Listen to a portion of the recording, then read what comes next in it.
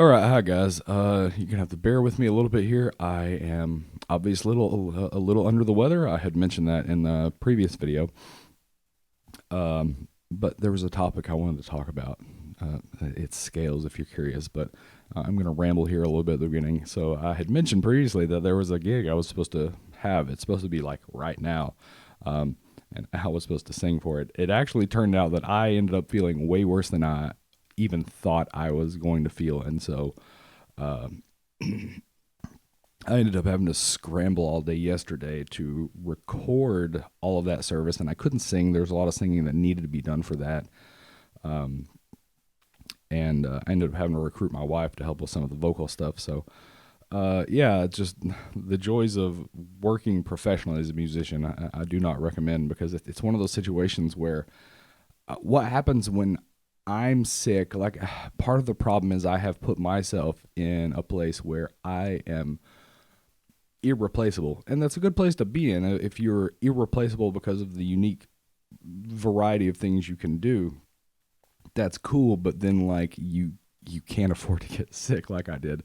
Like for this thing, I was playing a lot of ocarina for this service and some drums. That's why I've got those there that I borrowed.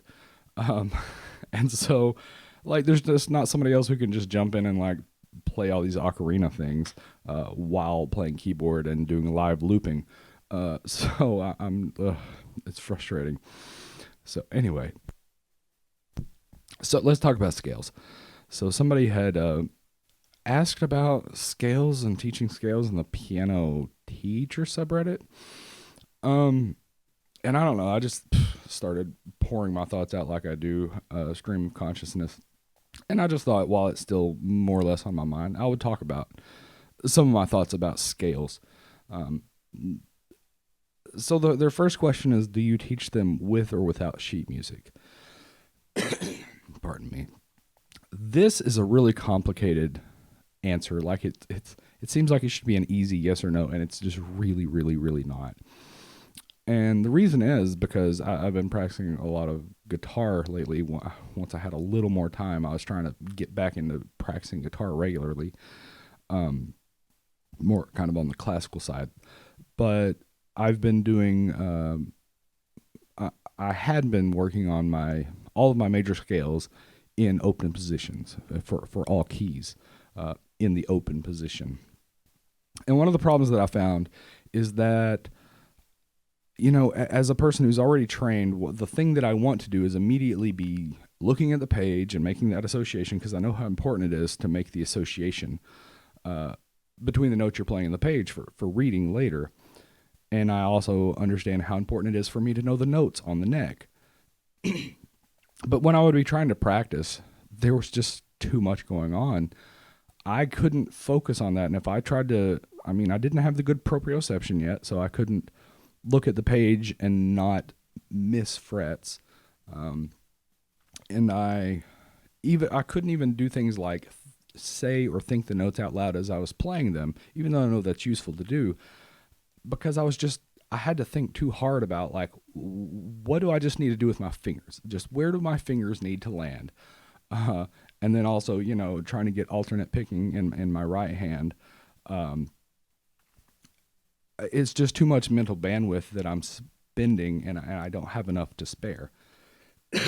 And I think while my answer to his question is, yes, you should practice your scales with sheet music, that should kind of be the goal, I guess. But obviously, like from my experience, and I've had to learn scales on a lot of instruments. I've started so many different instruments where I have to learn scales from scratch, and like they are just absolutely the cornerstones, especially for wind instruments.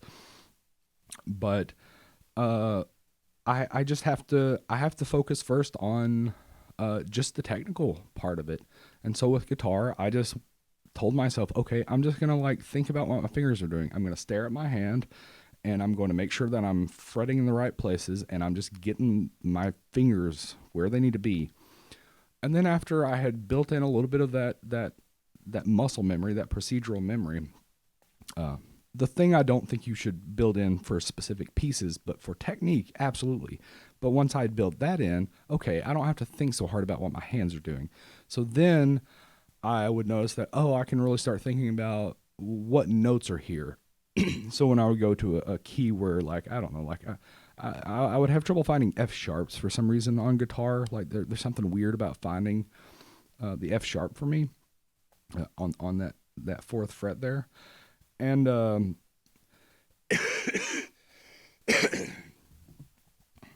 and so I would just notice that I could actually think, oh, that's where that F sharp is, or whatever.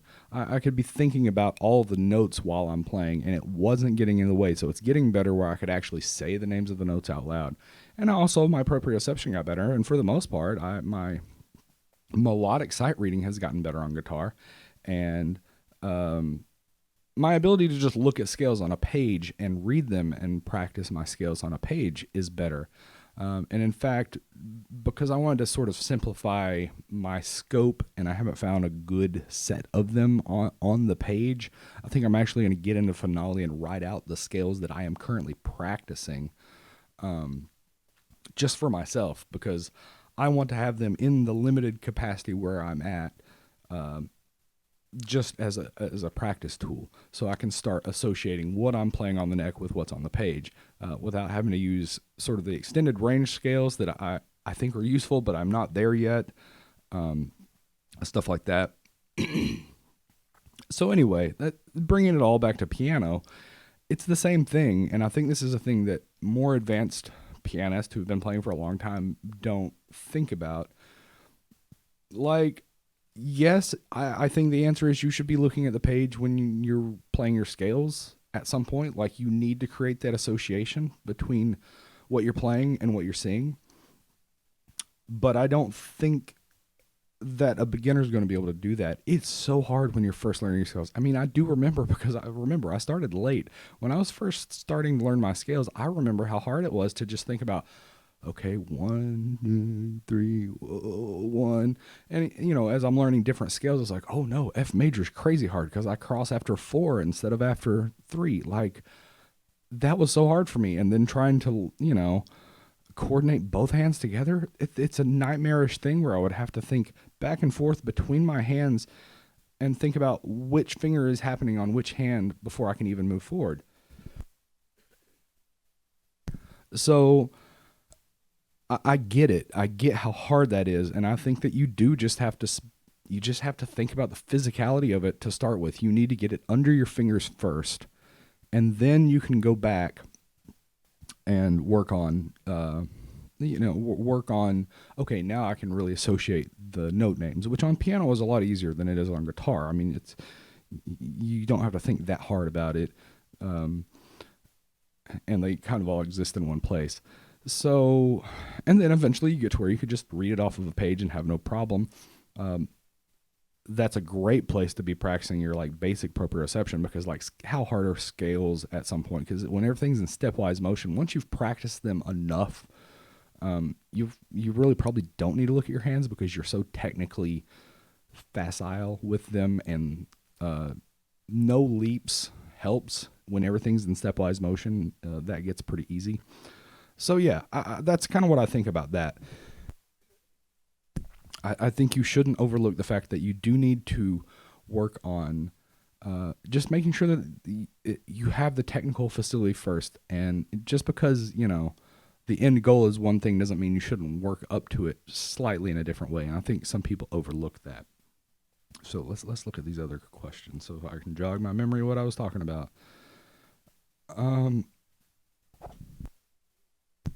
So he was asking about what piano teachers think are the most important ways to practice scales, and maybe which ones are kind of useless. I think a lot of scale variations are just absolutely fucking useless.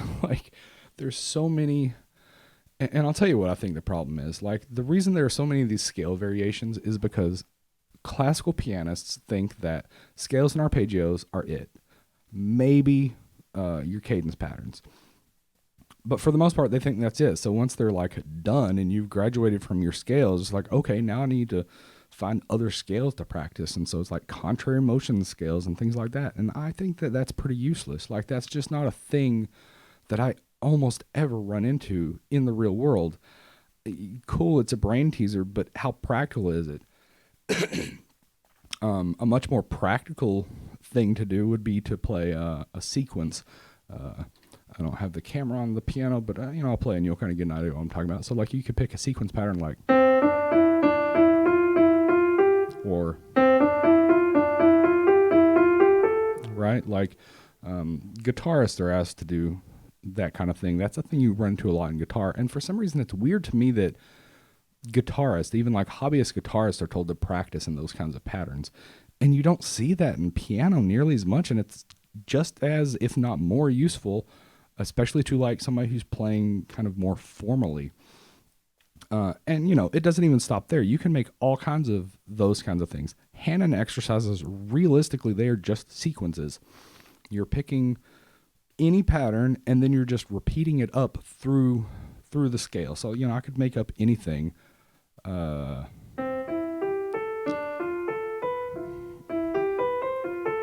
Like whatever.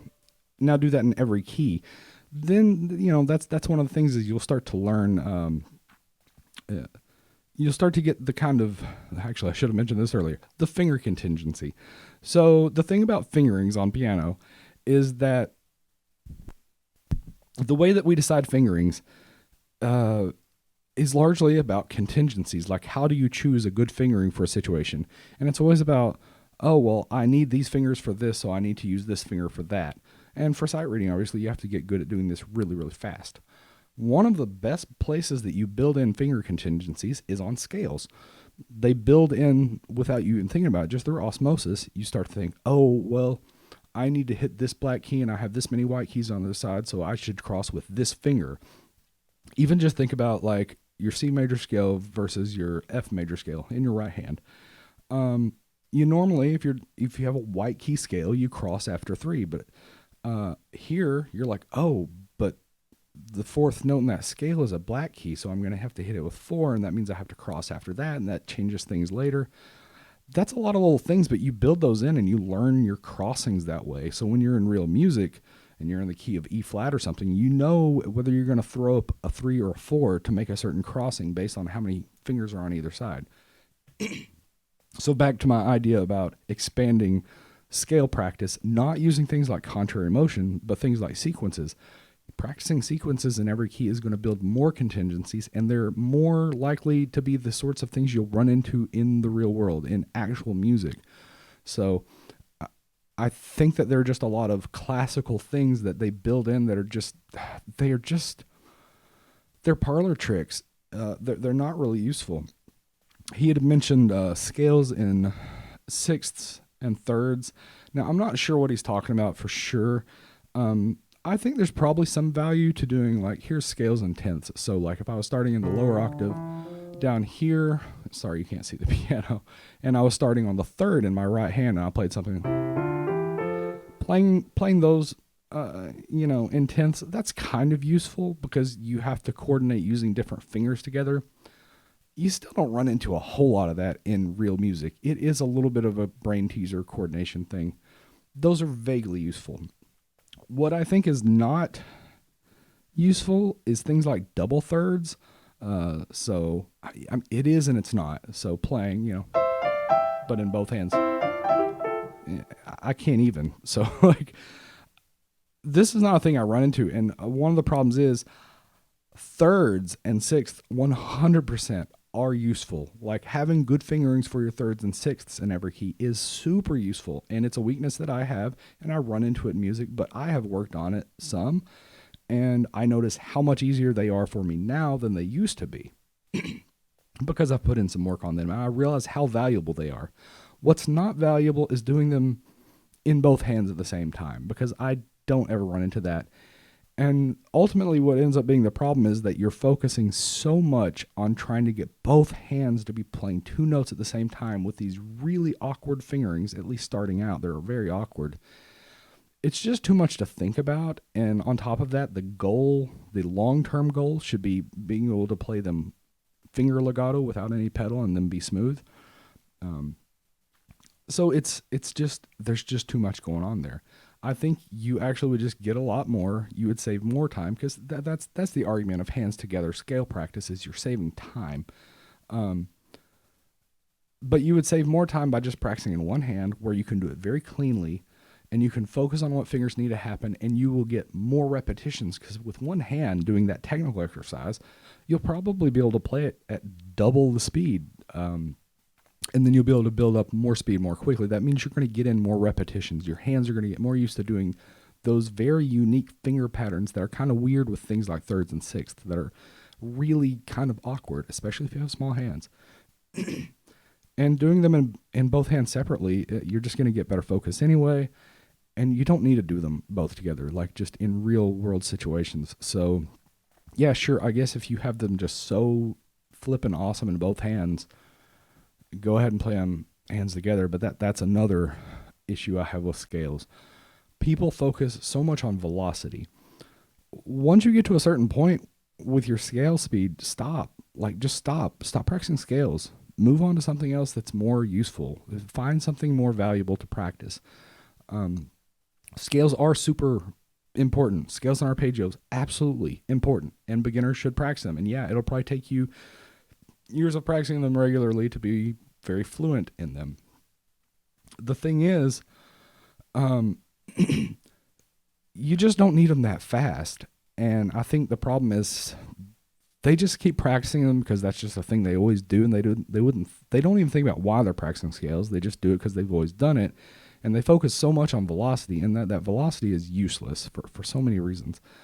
For one, keeping that amount of velocity, that you can see people playing 4-octave scales crazy fast. You have to maintain that by practicing it all the time. But what are you maintaining it for? There's so little music that you'll ever run into where you need these bleeding fast scales. You could take that practice time and put it on something else. Learn a different skill that's more useful. I stopped trying to push my scales upward in tempo at some point. I used to practice them every day. For example, I would practice my scales 2 octaves, which I'll talk about that in a minute. But I got to a point where I could play through all of my major scales, up and down 3 times, 2 octaves, and I could make it through every key in like 3 minutes.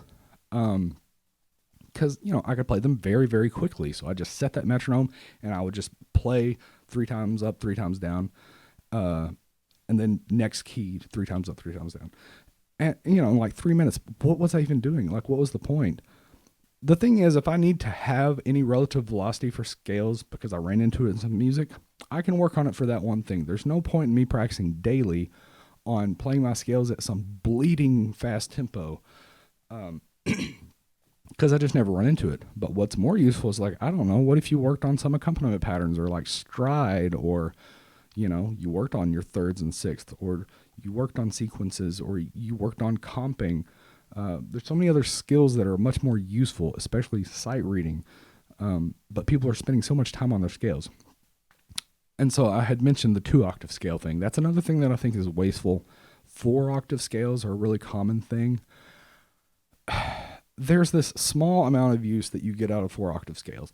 And a lot of it is learning how to tilt your body correctly so that you're aligning your wrists with the keyboard correctly.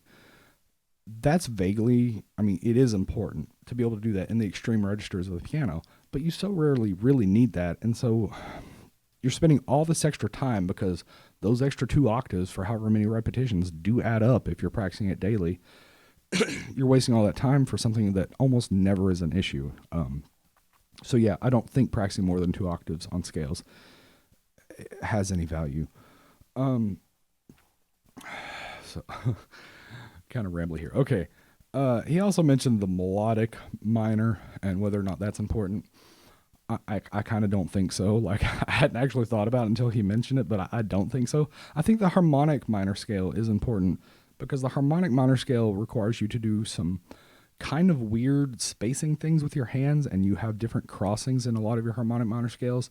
So things feel very awkward, and you need to get used to that awkward feeling so it stops feeling awkward. So when you run into these intervals in music, they're not weird for you. But the melodic minor scale, it's essentially one scale up and a different scale down. What good does that really do you? And it's been so long since I practiced them, but I really don't think that adding the the raised 6th and 7th on the way up, I don't know that there's any scale like relative to your normal minors where it even changes the fingering. So you're not getting any new fingering contingency rules from doing both the or the raised 6th and the raised 7th. So what's the point? And then you're changing keys on the way down, or not changing keys, you're doing the natural on the way down. Why? Like, I don't think it's very useful. I think, it's a mild brain teaser. I think a more useful thing is when you get to some point where maybe it matters, you would work on things like, modal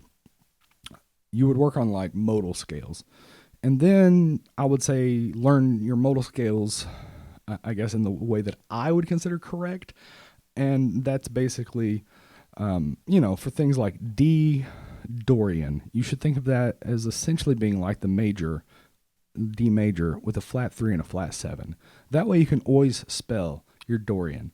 Because a lot of people think, oh, well, D Dorian is just your C major, but starting on D. It's a terrible way to think of it because it doesn't make it useful. You need to be able to think of it more quickly. Also, if you think about it the way that I just mentioned, flat 3, flat 7, it's the same thing as how you read the chord symbol. You'd read a D minor 7 chord symbol. You've got D, and then the minor tells you that it's a flat 3, and the 7 tells you it's a dominant 7, so the flat 7. And guess what? The Dorian works really great over that scale, or over that chord. So if you had a C minor 7, you'd use your C Dorian. And so you need to know how to spell that Dorian scale. It's not the only scale you can use for that, but it's a really safe choice. There's that relationship kind of scales and chords being the same thing. So that builds up. My point about that is if you can do that kind of thing, then, the melodic minor scale, doing kind of a different scale up and a different scale down, it's trivial.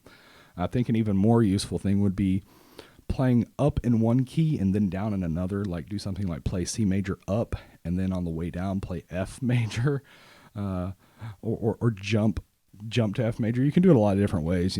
I could do something like play C major up and then come down. But then it's kind of in the middle of the scale, or you could go up and then go up in B flat, and then down in E flat. That's a thing that's more useful in you trying to change your key really, really fast, because if you're doing a lot of more kind of jazz improv type stuff, you find yourself needing to do that jump between key centers for improvising over different chords more quickly. So that's a more useful exercise than like your melodic minor scale is, honestly. And if you can do that, then the ideas of where melodic minor is actually useful, they're just obvious, because melodic minor is more about the contour of, I'm going up, so I need these raised notes because, whatever. Most of that will be resolved through what your ear does for you improvising anyway. And, he asked about what I think the benefits are of learning scales. I do think there are a ton of them. There's so many. Like I said, the finger contingency thing is a really big one, and I think it's the one that people overlook the most, and they shouldn't. It's something that I don't ever hear piano teachers talk about, and I think they should. But I don't think they realize it, because most people who are teaching piano started when they were very young. They don't remember, and they don't even think about it. They learn those contingencies through osmosis, and they take them for granted.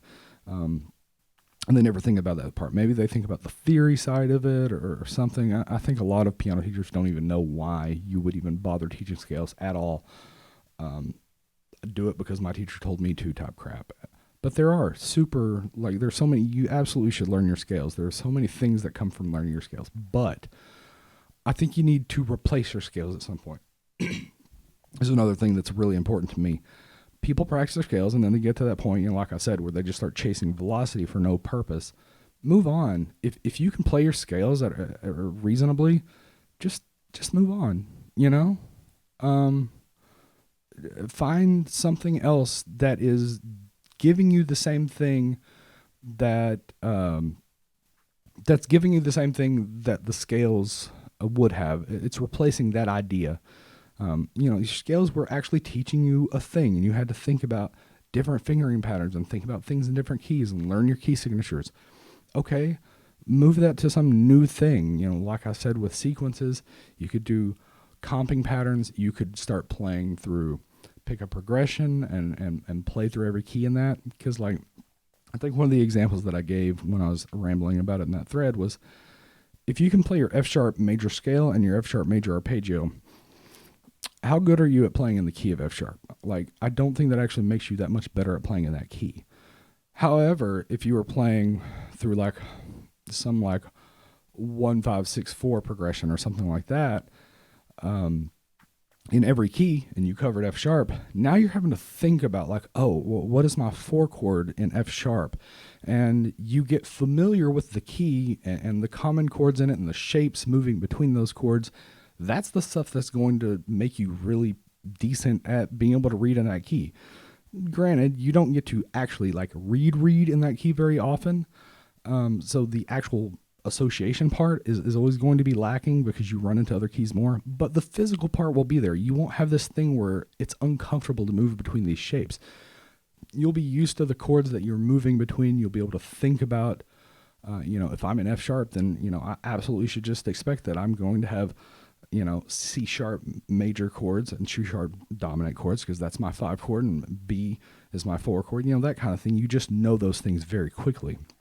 That's going to make you a lot better at playing in that key.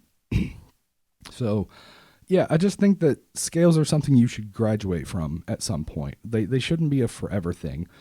But it's, the issue with all of this with scales is it's so nuanced. It's like, yes, you should have them, and yes, you probably should read them from sheet music, but like, don't let sheet music get in the way. Don't let it, don't get in your own way because the sheet music, you're trying to get too good too fast. Because you're trying to hit that end goal first. It's the same thing I say about like thirds and sixths. Practice them kind of staccato first if you're going to do those. Don't worry about the legato early on. You'll get too much tension in your hand. Wait till you can get that finger pattern down, and then you can move towards more and more legato. That's fine. So, yeah, it's just a lot of stuff like that. Move on, graduate from your scales, and it is a nuanced thing. No, you shouldn't throw your scales away, but no, you shouldn't do scales till the end of time.